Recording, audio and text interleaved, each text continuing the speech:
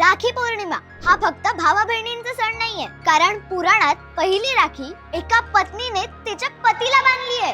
अहो खरंच तर झालं असं प्राचीन काळात जेव्हा देव आणि दानवांमध्ये घनघोर युद्ध चालू होतं, तेव्हा दानवांचा राजा वृतासुर देवांवर भारी पडत होता. यामुळे देवराज इंद्र युद्धात हरत होते.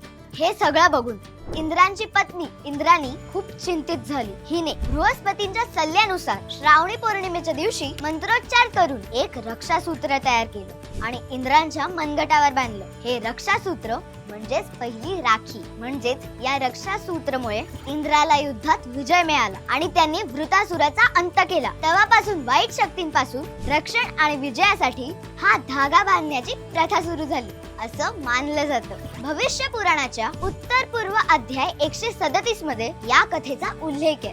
थांबा, अजून एक गोष्ट सांगायची. राखी पौर्णिमा हा रक्षणाचा सण आहे. भावा बहिणींचा सण तर भाऊबीज आहे. त्यामुळे ज्यांचं तुम्ही रक्षण करता त्यांच्याकडून राखी बांधून घ्या आणि त्यांनाही बांधा.